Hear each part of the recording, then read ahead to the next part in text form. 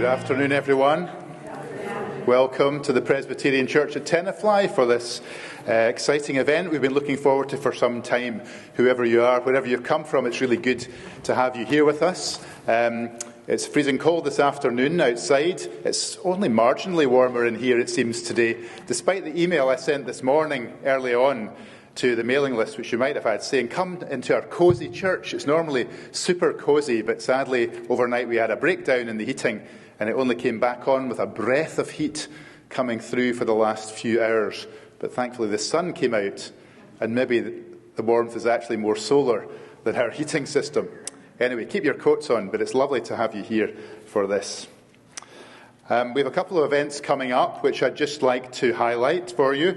A Scottish night on the 3rd of February. It's in the church house. There are only a limited number of spots. If you'd like to come and sample such delights as haggis. Yes. The US-sanctioned variety, not the genuine article, but still very tasty. Poetry, music, stories, lots of plaid, tartan, in tribute to Robert Burns, whose birthday is the 25th of January, so it's next week, but we're a week or so behind. You'd be very welcome to come and share that with us. You can sign up in the narthex if you'd like to. And then the next thing is the Tenafly High School Philharmonic Orchestra will be performing a free concert in here in the sanctuary Friday the 9th of February at 7 o'clock. A really lovely programme of about 1 hour. Super talented local musicians, and it would be great to have lots of support for them in here, led by our Director of Music, Jim Millar. If you want to keep up with all these events, you could sign up for our emailing list for events only. We won't bombard you with religious stuff for the church, but we will send you things about cultural events. We have a programme of which this is part, outreach to the community through the arts and culture. And you can get all the information emailed to you periodically if you'd like to. Again, fill in a card out in the narthex. If you'd like to make a donation to recognise this event, it's a free event, but if you'd like to do that, you can do that in two ways. First of all, there is a QR code on this leaflet, the one with the high school concert. It has a QR code you can scan with your phone and go to a donations page for a credit card or debit card donation, or you could leave a cash donation in the plates in the narthex. Now, Martha is going to be signing copies of her book out in the narthex afterwards. If you want to obtain a copy for somebody else as a gift, there are some other copies there, so you could get one there. And if you'd like to make a donation to recognise that and the event in general and the free book you may already have had, you could do that in either of those ways. We're going to split the proceeds 50-50, 50% to the Church Arts Outreach Fund, 50% to a special charity that I hope Martha will tell you about. It's a South African music education charity that her son-in-law is connected to. And that would be lovely if you would like to show your appreciation in that way. So many of you know Martha. She is a wonderful person. We have another wonderful person here, Debbie Abitante. Both are members of our congregation here, both very well-known, long-standing members of the Tenafly community, both super talented. It's my great pleasure to welcome them to be in conversation this afternoon about flowers and locusts. Please show a warm welcome.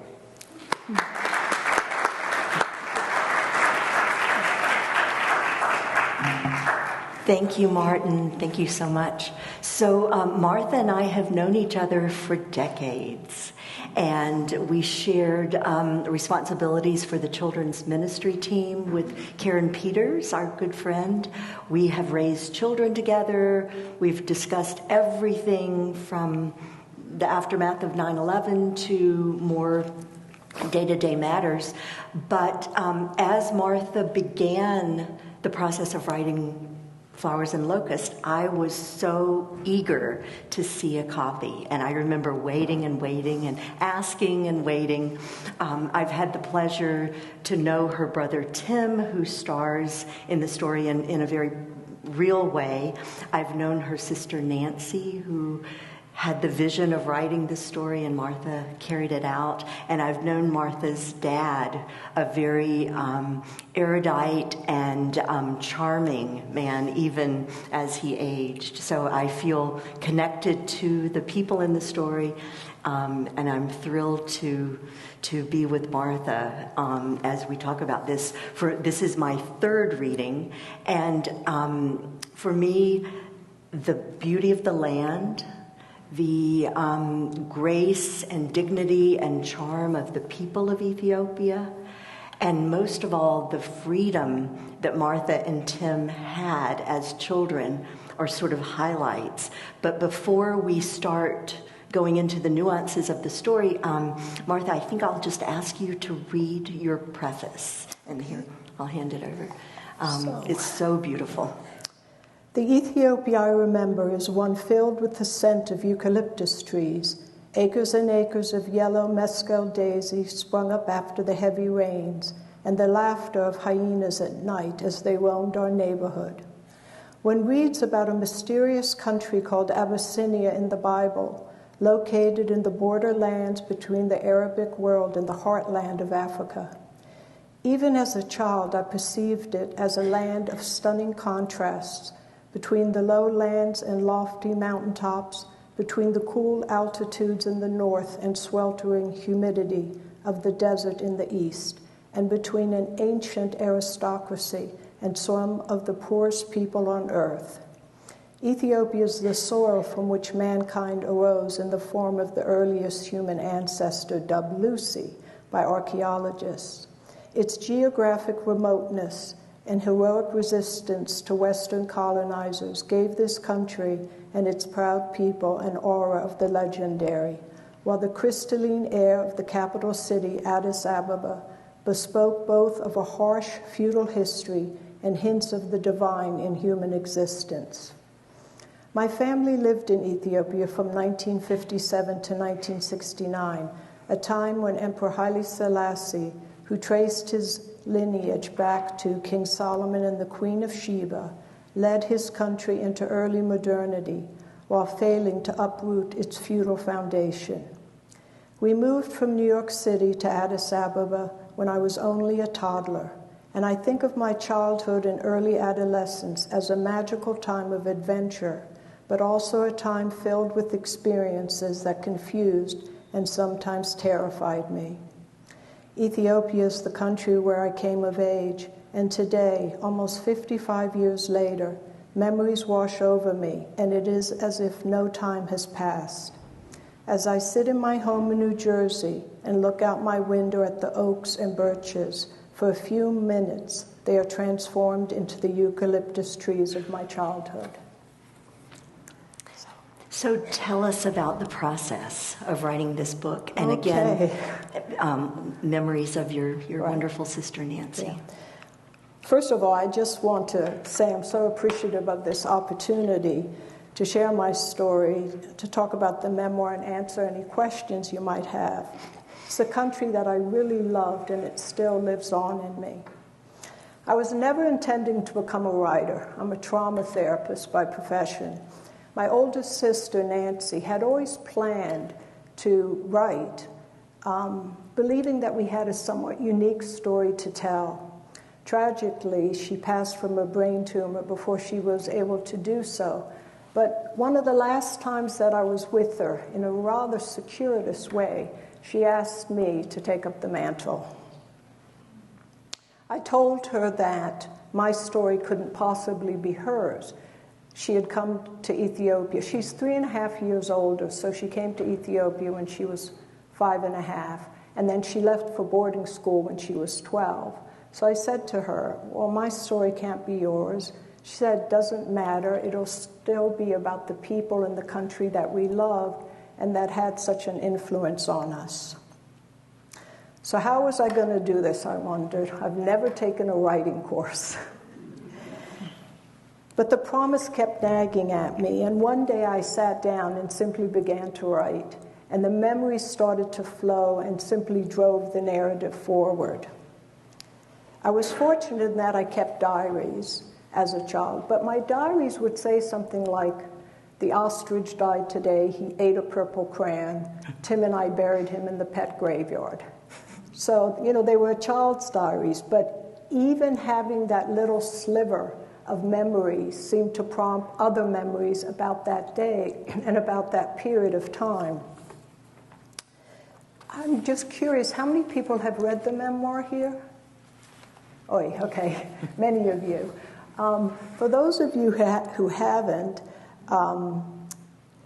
when I was 2, our parents moved us to Ethiopia from New York City, where my father took up a position as legal advisor to the Prime Minister and to the Emperor Haile Selassie.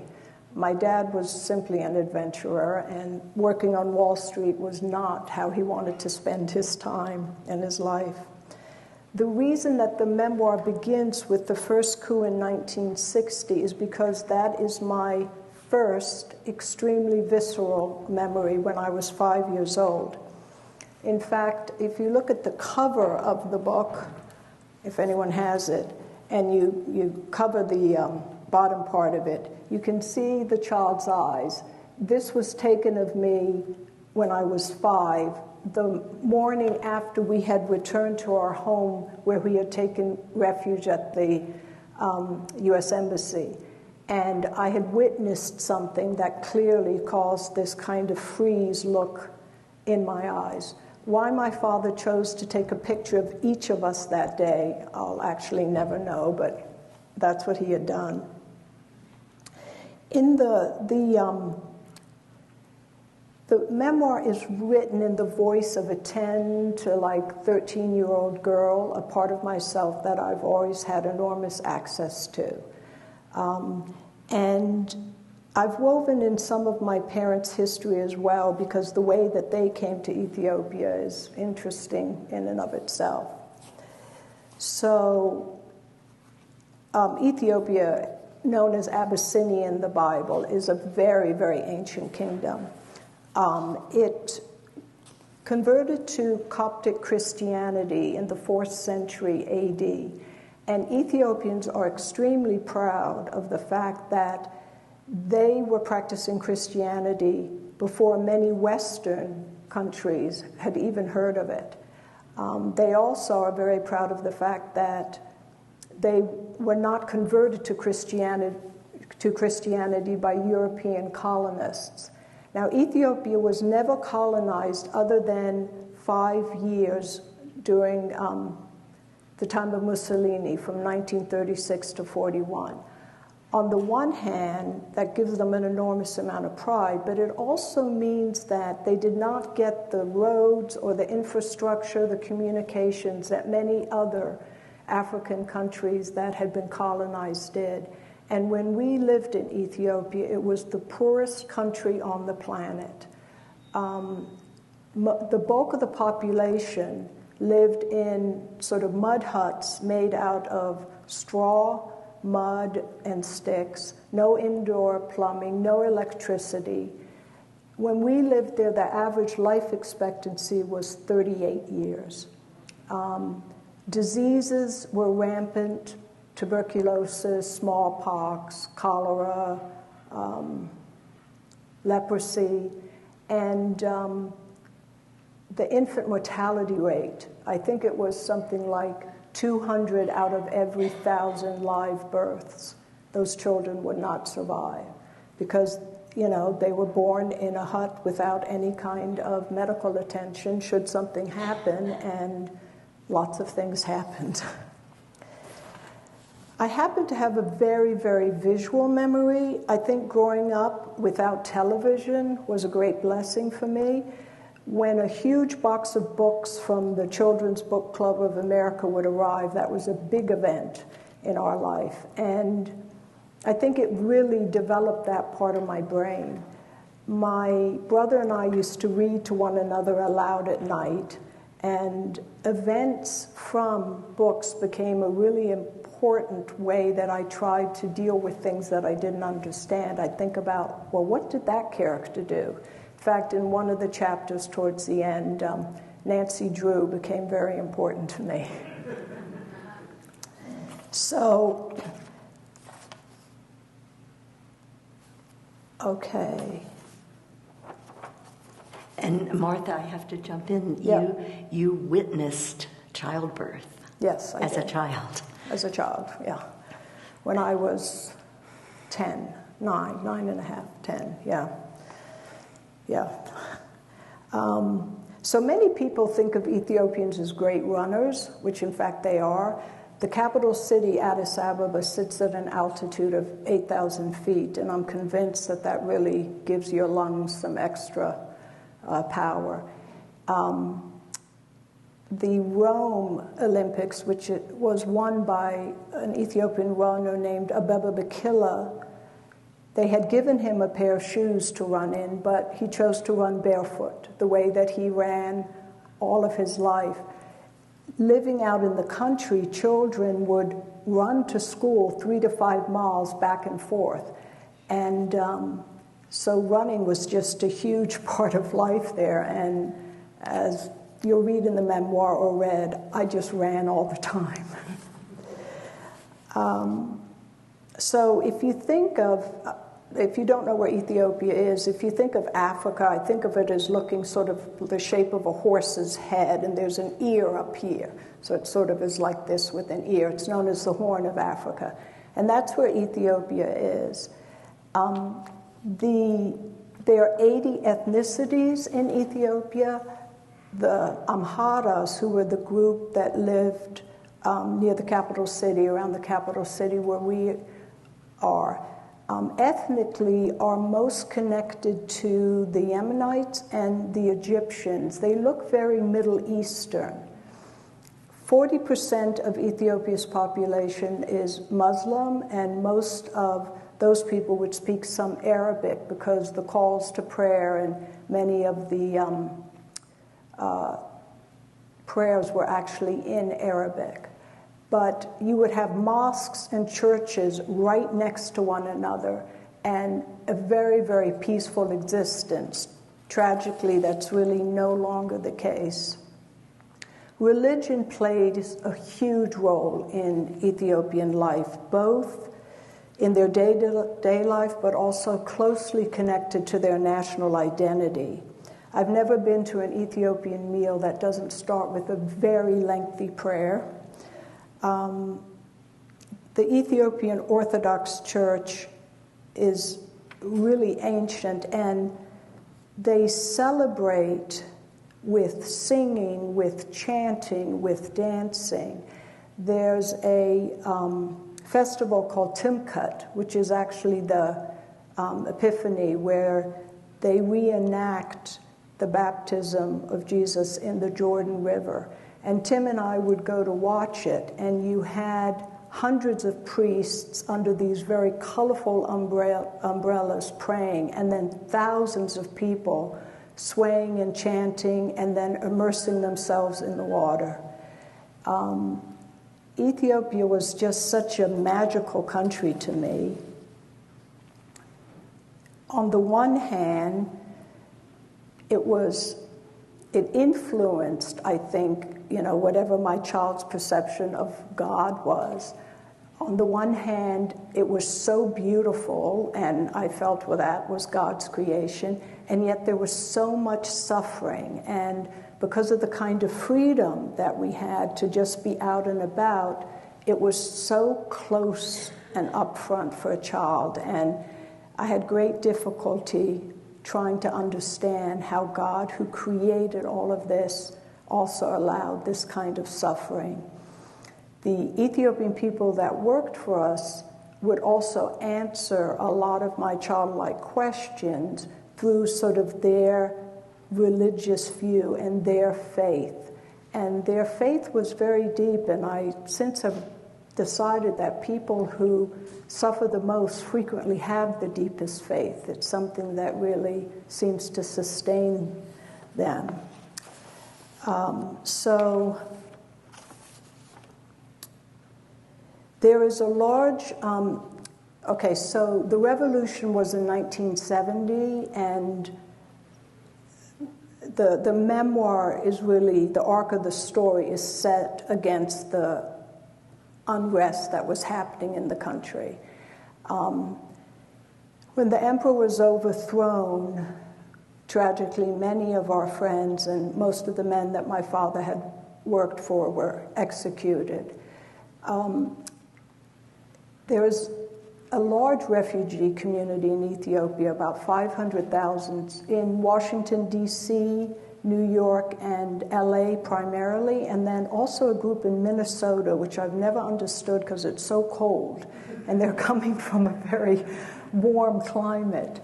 But there's an area in Washington called Adams Morgan, which is now known as the Little Mercato meaning market, because there's so many Ethiopian restaurants and shops there. Ethiopians are very hardworking.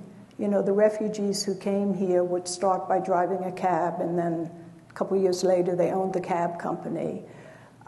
They're very, very proud people, and they also are very mutually dependent on one another, both for helping out.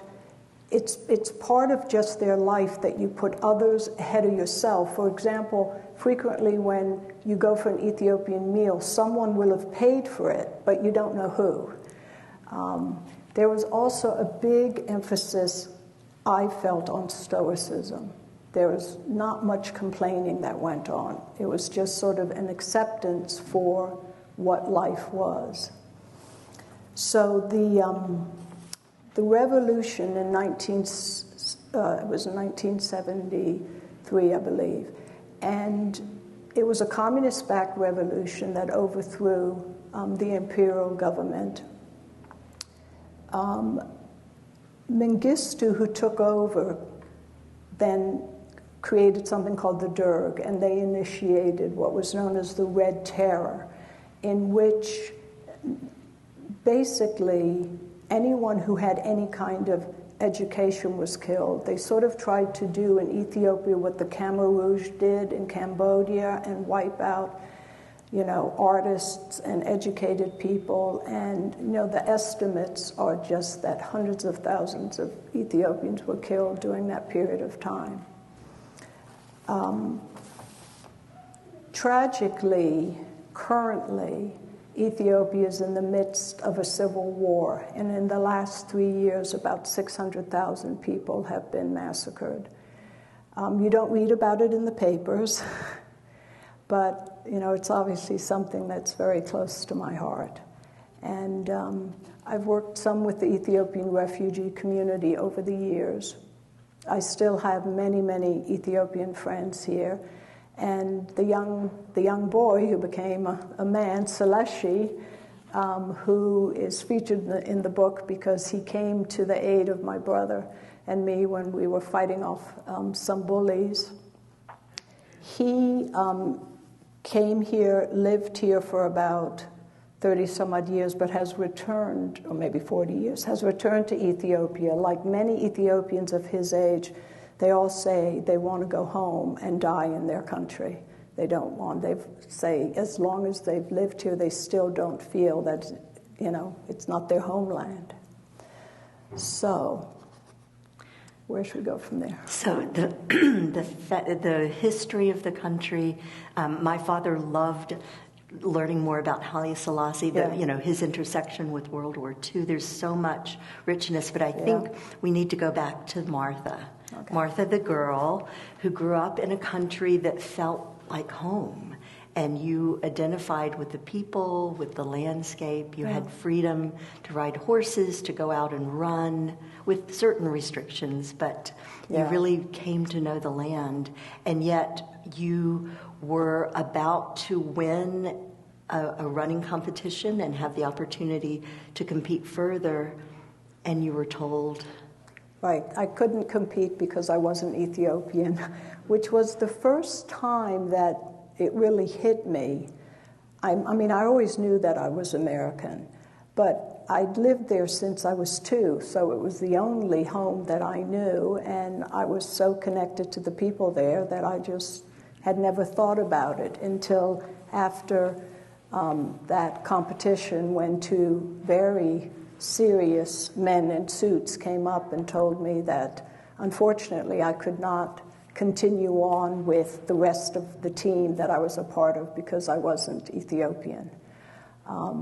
My father tried to make me feel better by telling me that the American runners were coming to Ethiopia to train for the Mexico Olympics because the altitude was the same. I didn't care about the American runners. I cared about the Ethiopian runners. And I think it was when my father first thought, maybe it's time for us to leave.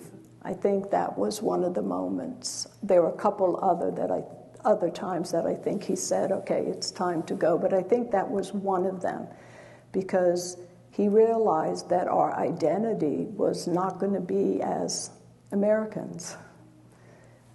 So, yeah. And there's so many wonderful moments where you and Tim are just interested in other people. You're seeing one of the people who work in your home doing his prayers, right. And you're imitating in the most innocent and observant way, only to be reprimanded right. for being disrespectful. Right. Or one of the women who works in your home is clearly being abused by her husband, and you take matters into your own hands. Yes, we did. In a very inspiring and child-centered way. Yeah. But to me, those moments just speak to how much you lived, you embraced every moment from your point of view as a child. And I think my parents also, I mean, it's one of the things I really admired about them. They really encouraged us to stand up for injustice. You know, my father initially reprimanded us for climbing into the trees with our slingshots and shooting down on, her name was Belinish, our nanny, shooting down on her husband. But when we said to him, but he's hurting her, and you've always told us to stand up for what is wrong, he figured out a way to make it stop. So, you know, that's something that my parents really stressed, is that it's important to stand up when you see others being hurt. Yeah. And another scene that stands out for me is when you and Tim have gone down to the river and you're finding these beautiful stones mixed in with stones that are just ordinary, and you're plunking them back, and you as the older sibling see something going on in the sky. Maybe we should head home. No, wait, one more rock. And there's this suspended moment where you're in the river, and as a reader, I just want you to stay. It's so interesting to see the brother-sister adventure.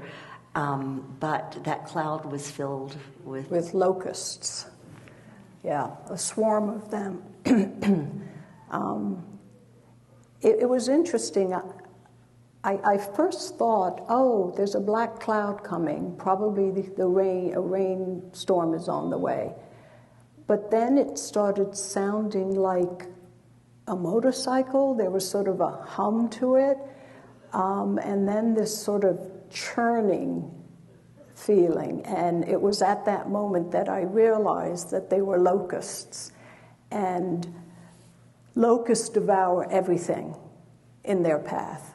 Everything. What was beautiful a second ago was now just brown dirt.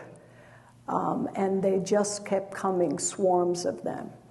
Thank God for my brother, because as I say in the memoir, without him pulling me along because they had gotten in my hair, I probably would have just stayed standing there like a statue for eternity.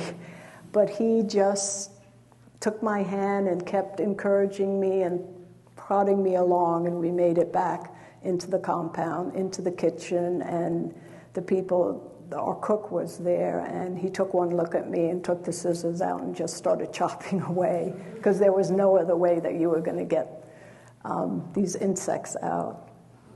But the thing that was memorable about that for me, besides having the locust attack, was our gardener, who really was a nurturer of all living things in my mother's garden.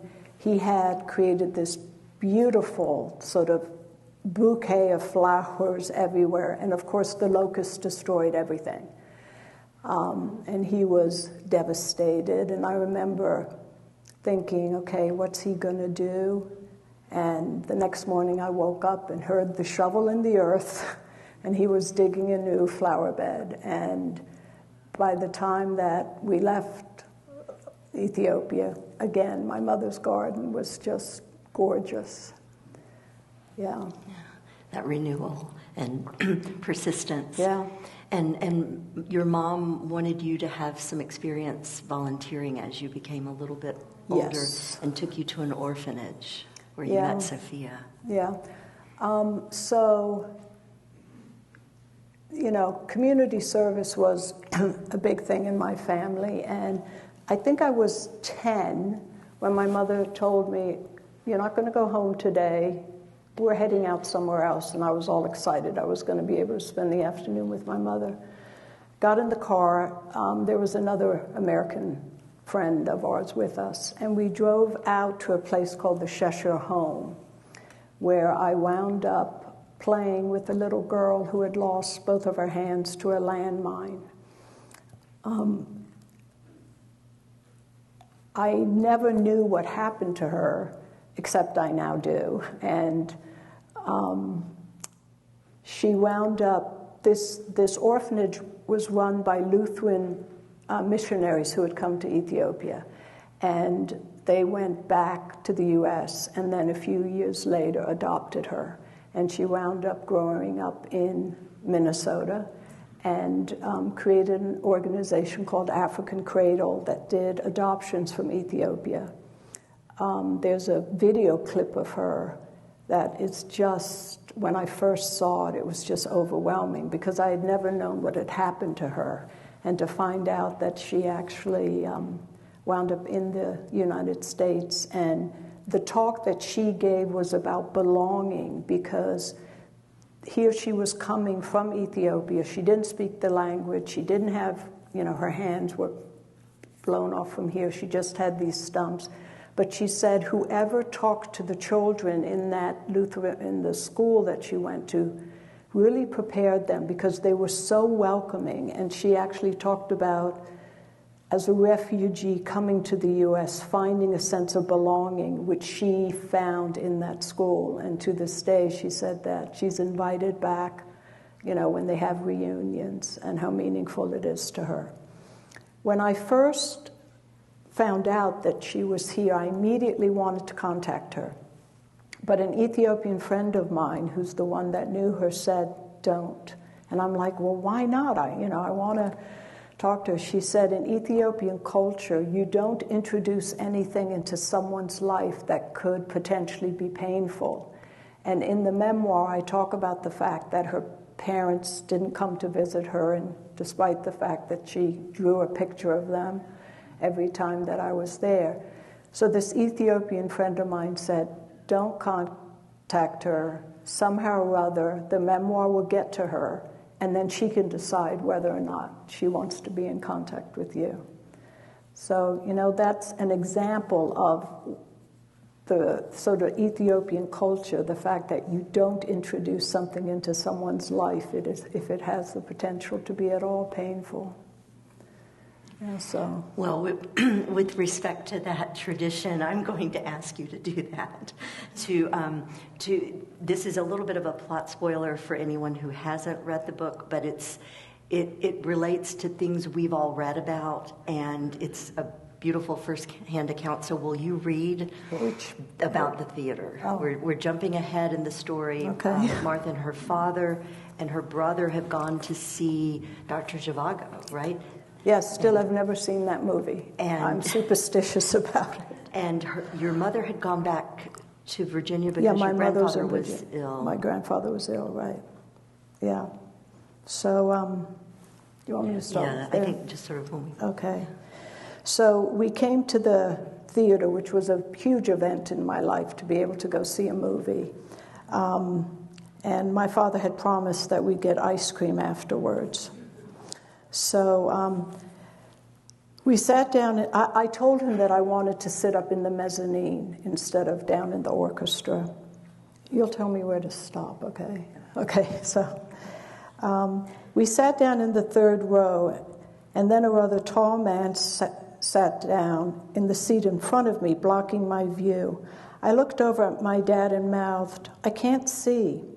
Dad stood up and moved 2 seats to the left, gesturing that Tim and I should do the same. The theater darkened, and I settled back, a carton of popcorn nestled in my lap. A newsreel began, and a clip of Emperor Haile Selassie on some state visit somewhere flickered onto the screen. For less than a second, I saw a flash of light to my right, followed by a deafening explosion. I flung my head forward towards my lap and put my arms over my head, hearing screams all around me. The popcorn I'd been eating spilled out of the carton. Dad stood up and yelled, "Don't panic," and for a few seconds the entire room quieted down like a wave receding in the ocean. I was just beginning to lift my head up when there was a second blast, and I screamed, although I don't know if a sound came out because the echo of the second explosion drowned out any noise for a few seconds. The serenity of silence surrendered to terrified cries, and people began to push forward. Maybe it was the sound, maybe it was the terror, maybe it was God, but I flung my body forward and began scrambling over the rows of seats in front of me, squeezing past people who were barely moving, although some seemed frozen in place. My eyes were fixed on an exit sign that was lit up and cast a pale glow around the theater. I reached behind me, desperately trying to locate Tim. My hand flailed back and forth in the air for what felt like an eternity, although it probably was no more than 30 seconds, but I couldn't locate him. The crush from the crowd behind me was now so forceful that I was pressed up against the railing of the mezzanine. I scrunched my body down just as the person next to me was pushed over the railing into the orchestra below. I closed my eyes, trying to block out the horror of the image of his body being catapulted over the railing. Now on my hands and knees and pressed up against the front of the mezzanine, I inched my way forward, unaware until much, much later that someone's shoes or boots must have stepped on my fingers, for they were sore and swollen. I finally managed to get to the exit and stood up, although my legs felt weak and shaky, and for a few seconds I thought I was just going to sink back down. My stomach felt contorted, but quickly changed to the sense that I was being smothered by a huge hand as I tried to get in a deep breath.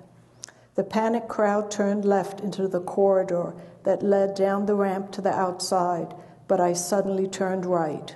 I stood very still, pressed up against the wall, and leaned around the corner, straining to look back into the theater. Every instinct in my body said to keep moving, to just get out of the theater.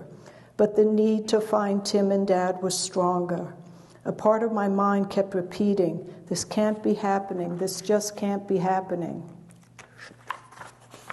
Pages got stuck, sorry. Do you have it? Are we up here? All right.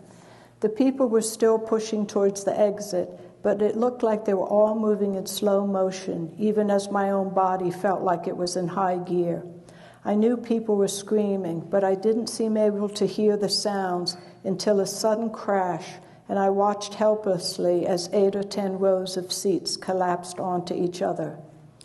I couldn't see Tim or Dad anywhere in the dimly lit room, and as the crowd thinned, I began to push my way back in. I was still small and slender enough to squeeze my way between 2 people if I turned my body sideways. As I neared what I thought must be the 7th row where we'd been sitting, I heard low moaning coming from somewhere on my right. Suddenly, the emergency lights came on, and I saw the outline of the man who had been sitting in my original seat. A wave of nausea rose up into my throat, and I felt suddenly faint as I looked at him and realized that his leg was split open, hanging by a piece of skin. His arm was badly mangled, as if it had been stuck in a wood chipper. I turned away and for the first time started screaming, "Dad, Dad, Tim." I tried to move to my left, but a woman was lying in the road bleeding from her stomach, and I was afraid to step over her. I knew that the explosions had been to my right, and Tim and Dad had been sitting to my left, so they had not taken a direct hit. I began to climb over the seats, many of which had collapsed. "Martha, over here." I suddenly heard Dad's voice and began to feel my way towards him, grabbing the back of a seat and hoisting my body over it. The emergency lights kept flickering on and off. As I neared him, I saw that he was kneeling down by one of the seats that had collapsed. "Tim's leg is trapped under here," he said as I reached them. "Martha, see if there's anyone who can help me." I looked around wildly and then saw a man walking down the aisle from the back of the theater. I was trembling as I pushed my way towards him, willing my legs to keep moving. "Please help us," I whispered, and I reached out and tugged at his jacket. "My brother is trapped over there. My father needs help." Dazed as though he was a robot, the man turned into the row and went over to Dad, and together they lifted the seats up and Dad pulled Tim forward.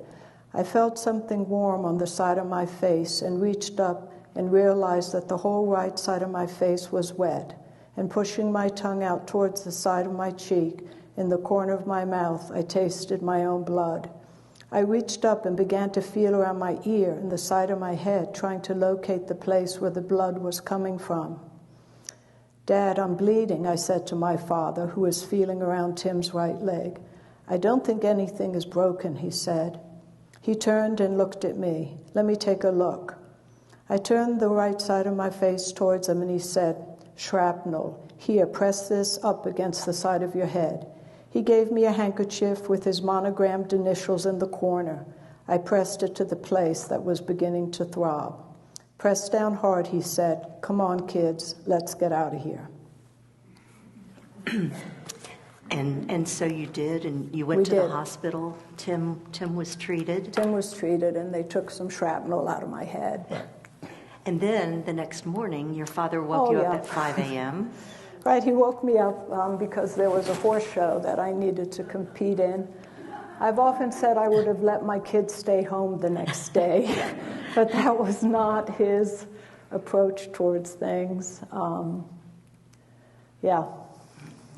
So those of you who have read, I know, have a lot of questions, and we want to make sure that you have time to ask them. I think Martha's been hearing about questions for several weeks. So if our friends with microphones want to keep an eye out, please just raise your hand if you'd like to ask something. There's so many scenes. I would actually like to start reading the book and read it all the way through together, but we don't have time to do that. So what scenes stood out for you?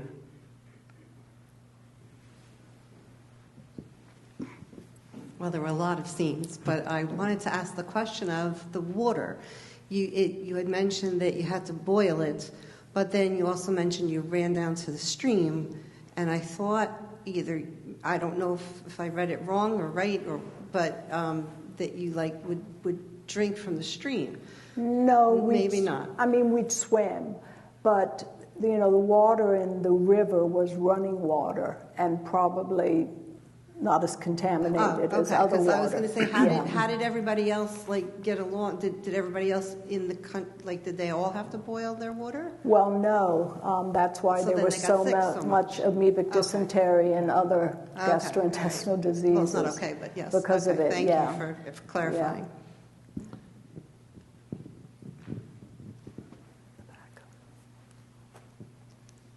There's someone in the room.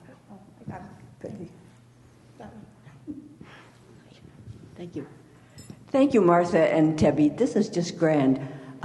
Tell me, because of these events that you experienced, to what extent did they impact your decision to go into trauma therapy as a career? Oh, I'd say it was pretty direct. I mean, I always knew that I wanted to be in some type of helping profession, and had majored in psychology in college and then went on to grad school. But trauma specifically probably came out of my own experiences. Yeah. I have a question from Chris, who texted this, who couldn't be here today, but is just as we all are blown away by your book. So he texted me, he wanted me to ask you, Ethiopia has been a magnificently beautiful country to grow up in, and you took advantage of that when you rode horses, rode bikes, and went on safari, like trips with your dad. What was it like to have window gratings lowered each night, protectively sealing you in, keeping hyenas or intruders away? I understand your dad also fired his pistol into the air periodically to make sure that any locals knew his family was armed and to stay away. Well, since I was a kid, I didn't know any differently. I just thought this is what people did. Was it frightening? At moments, yes. Because when my parents would leave and go to a function at one of the embassies or something like that, and Tim and I were left at home, my sister went to boarding school when she was 12, so a lot of the older ages in the book, she wasn't there.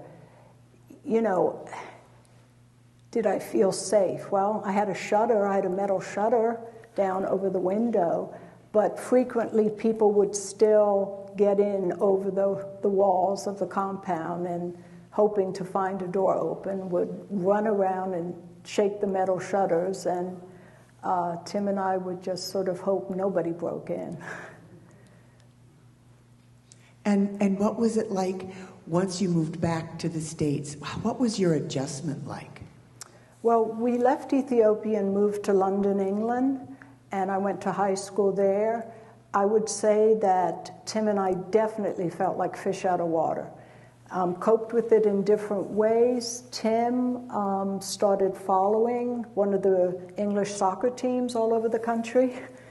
And I started, after school, reading to a blind man. I read all of Dostoevsky and Tolstoy to him over a period of 2 or 3 years.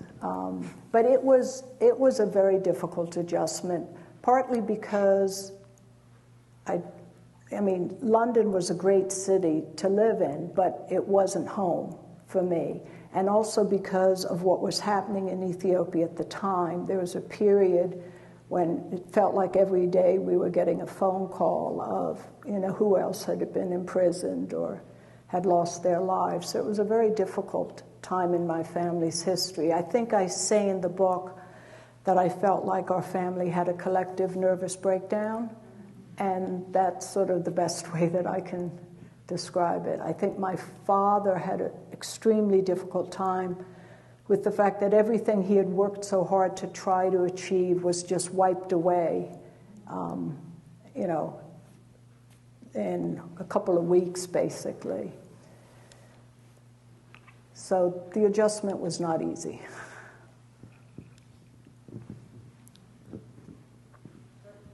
Hi, Martha. Hi. Could you talk about, I'm really fascinated by your father. Could you talk about what it was that drew him to Ethiopia in the first place?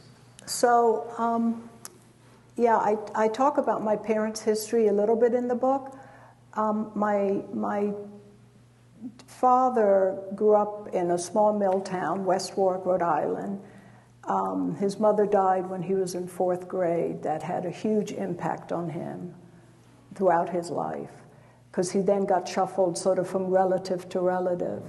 But my dad was pretty driven as an individual, and he wound up getting a scholarship, an academic football scholarship to Wesleyan University. Then the war intervened, and he was sent off to officers' candidate school. And after the war, he got a scholarship to Harvard Law School, and as he says, got through by the sweat of his Frau, my mother, who worked in one of the law offices. So his first job out of law school was on the Marshall Plan after the war, and he was in Paris, which is where my sister was born, and he loved that overseas assignment.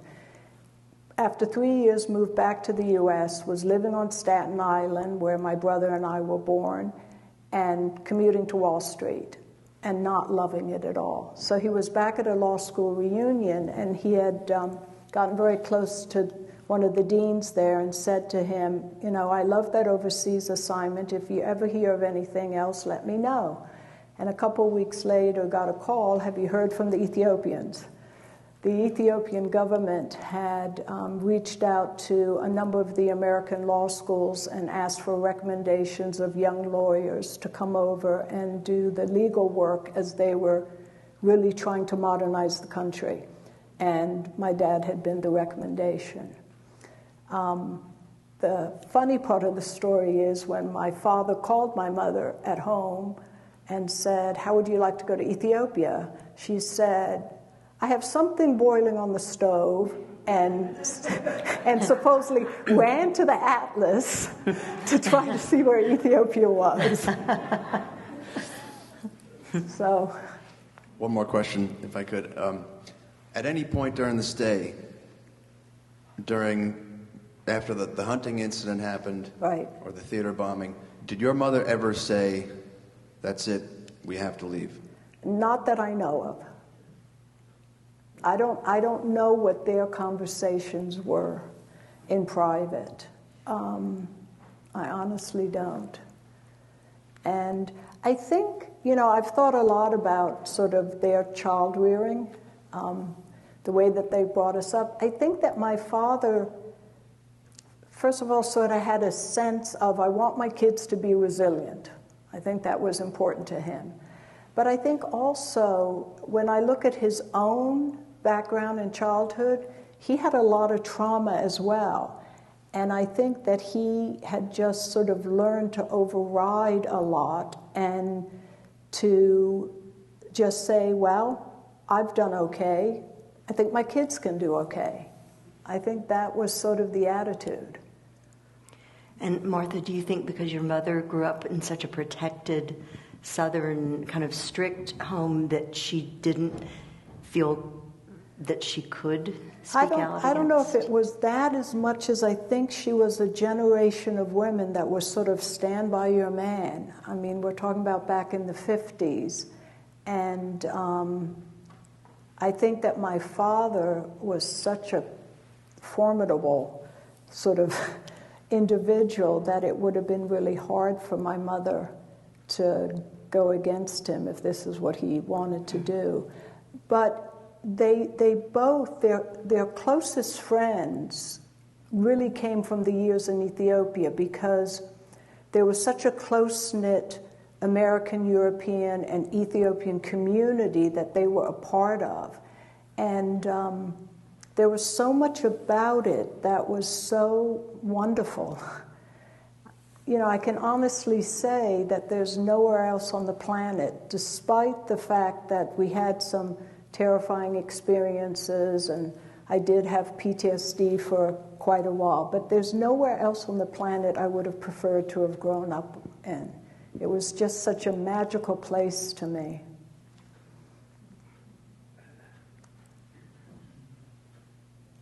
And while we're waiting for the next question, what was the time sequence from the theater bombing to when your we departure? Left?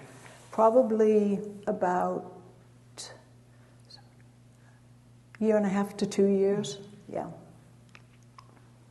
Yeah.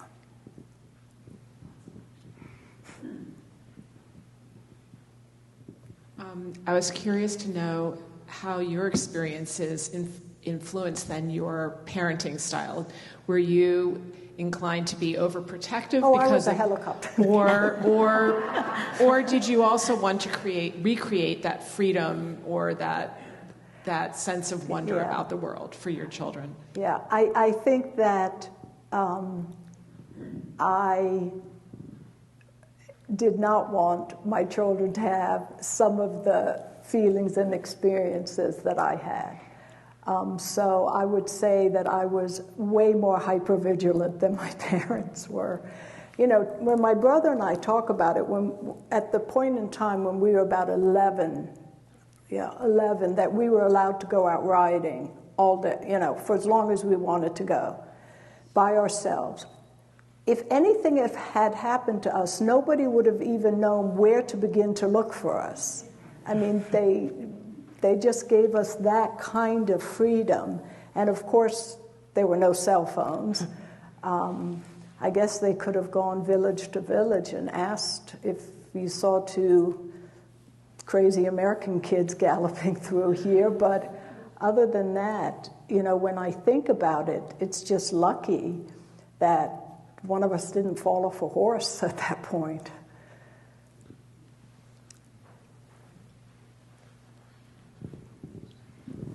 I have another question. I'm sorry, but like I said, there's many scenes in the book, and the first one that really just hit me, it felt because the way you write is you draw people in so well, and it's just like I felt like I was there because of all the descriptive, words.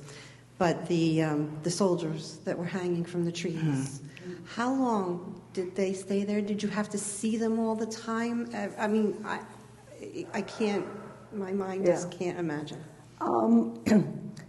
I saw them when we were driving back from the U.S. Embassy and we got to our home. And I honestly don't know how long they were there for, because I was so young that I don't remember going out one day and saying, oh my gosh, they're not there. My guess is that they were hung as a warning, but I can't imagine that they were there for more than probably a couple of days. Yeah. Okay, thank you.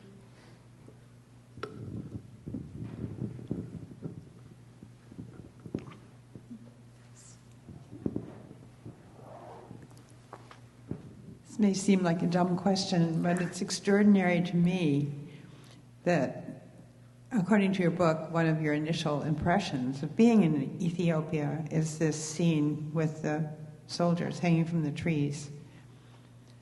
And I'm amazed that your family stayed there. Yeah. And after the hunting incident, they stayed there. And they weren't on the next flight out after things really turned bad. Yeah. To me, it's just an extraordinary story. I mean, your whole story is extraordinary. And thank you for it. Oh, you're welcome. I think that you have to have lived there to really have experienced, in spite of those traumatic events, just what a wonderful country it was to grow up in.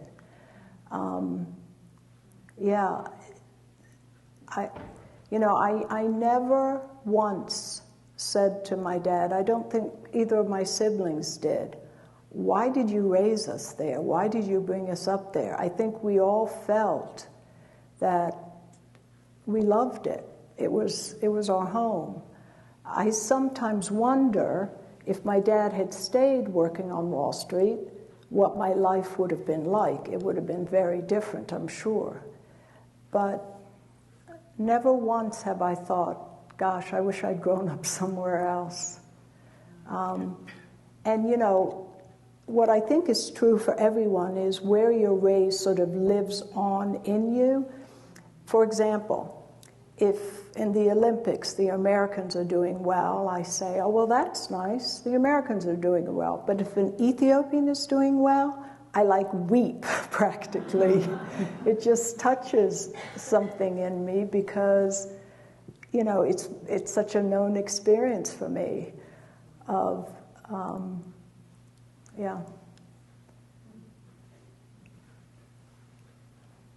for me it was I was there from the time I was 2 until I was 14. That's really your formative period. I mean, Ethiopians that I talk to, they always say, oh, Martha, you've got an Ethiopian soul.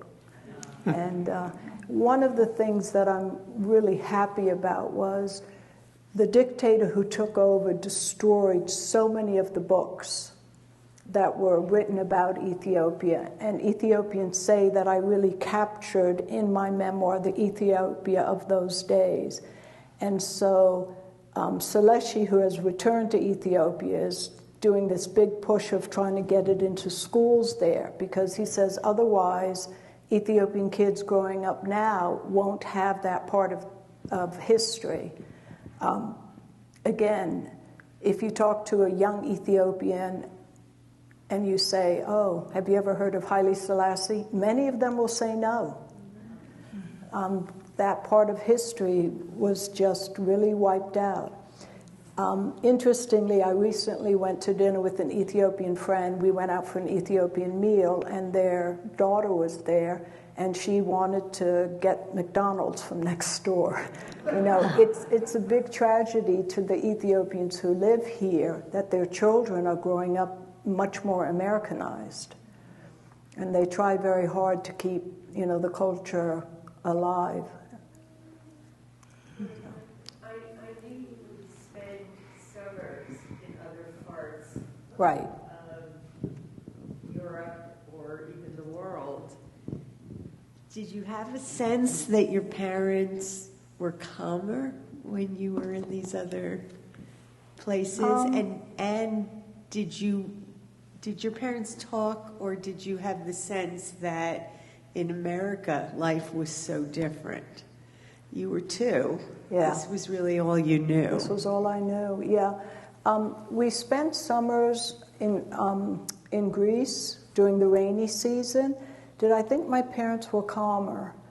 Not particularly, because my sister was rebelling at that point, and my mother was there with us, and my father would fly up on the weekends. And so I always felt that, you know, Nancy was out doing what she was doing, and my mother was tense and then waiting for my father to get there. But it didn't have anything to do with not being in Ethiopia.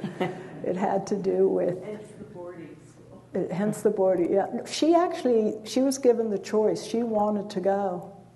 Yeah. She wanted to go to boarding. That's Pete back there. Yes? Have you ever been back, or can you go back?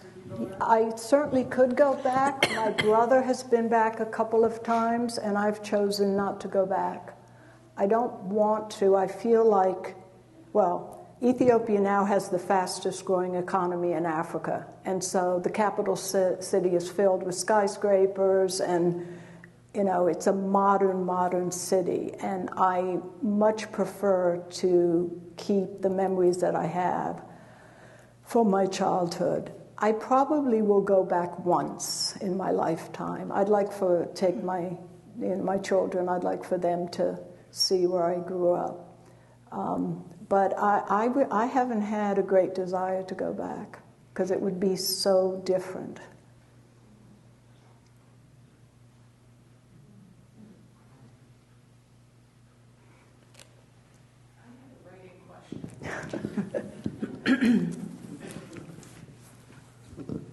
I was amazed that this was a first-time novel, and I'm just curious about how you achieved I thought the descriptive language, I thought the narrative really propelled itself. I was just really amazed that you haven't written before, or maybe you haven't written since in this way. Yeah. How did you do it? How did I do it? I was amazed. No. You know what? It's strange. I almost felt like I channeled this book, because the experiences were still so alive in me that when I sat down to write, it just flowed. I didn't have an editor, so the book is totally the way that I wrote it. I think my sister had something to do with it. Yeah.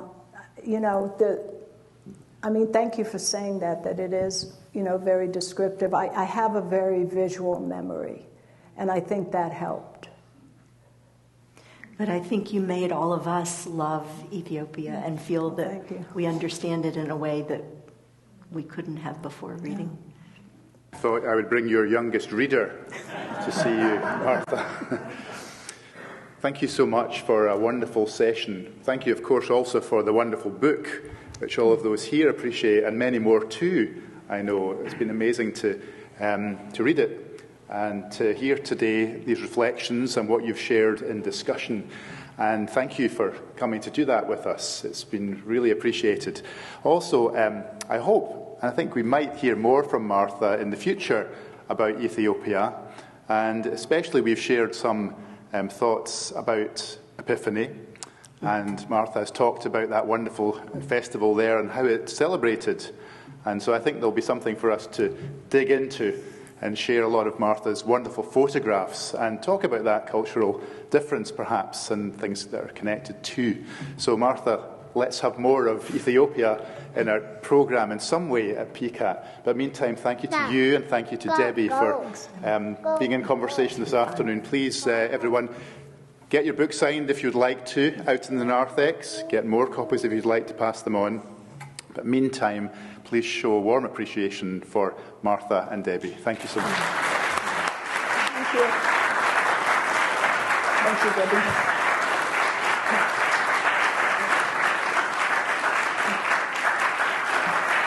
Thank you.